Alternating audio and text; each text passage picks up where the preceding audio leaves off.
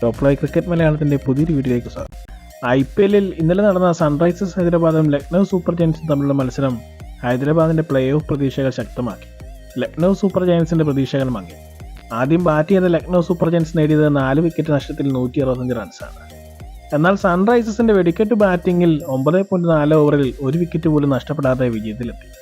Sunrisers ഹൈദരാബാദിന് വേണ്ടി 30 ബോളിൽ Travis head 89 റൺസും അഭിഷേക് ശർമ്മ 28 ബോളിൽ 75 റൺസും നേടി. പതിയെ തുടങ്ങിയ സൂപ്പർ ജയൻസ് KL രാഹുൽ 33 ബോളിൽ 29 റൺസ് എടുക്കാനേ കഴിഞ്ഞു.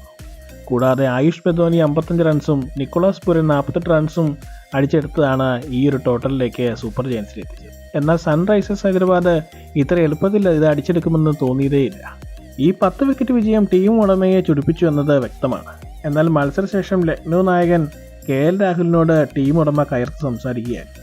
ലക്നൗ സൂപ്പർ ജയൻസിൻ്റെ ഉടമയുടെ പേര് സഞ്ജീവ് ഗോയങ്ക എന്നാണ്.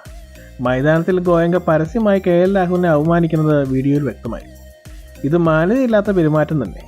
എന്നാൽ തികച്ചും മാന്യനായ KL രാഹുൽ ഇതെല്ലാം കേൾക്കുക മാത്രമാണ് ചെയ്തത്. ഇത് ക്രിക്കറ്റ് മത്സരമാണ്. ഇതിൽ ജയവും തോൽവിയും ഉണ്ടാവും. ഇത് IPL 17ാം സീസണാണ്. ലക്നൗ സൂപ്പർ ജയൻസ് എന്ന ടീം വന്നിട്ട് 3 സീസണേ ആയിട്ടുള്ളൂ. എന്നാൽ തുടക്കം മുതലുള്ള ടീമുകളുണ്ട്. RCB, പഞ്ചാബ്, ഇവരൊക്കെ എത്ര സീസണുകൾ കളിച്ചു. അനേകം മോശം മത്സരങ്ങളും ഇവർക്കുണ്ടായിട്ടുണ്ട്. എന്നാൽ ഇങ്ങനെയുള്ള മോശം പെരുമാറ്റങ്ങൾ ഈ ഉടമകളിൽ നിന്നും ഒന്നും കണ്ടിട്ടേയില്ല.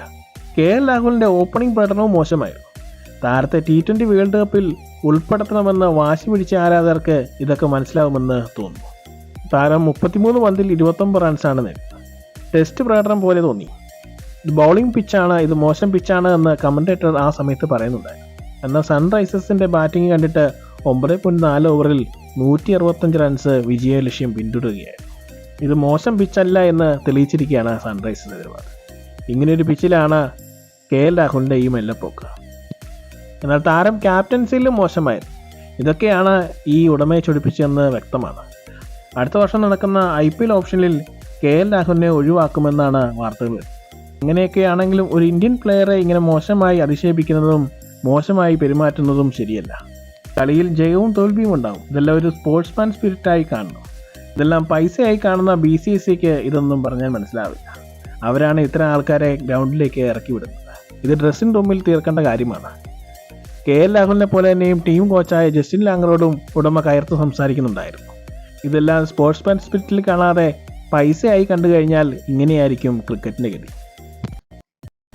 ഇത്തരം ക്രിക്കറ്റ് വാർത്തകൾക്കായി ഈ ചാനൽ സബ്സ്ക്രൈബ് ചെയ്യുക.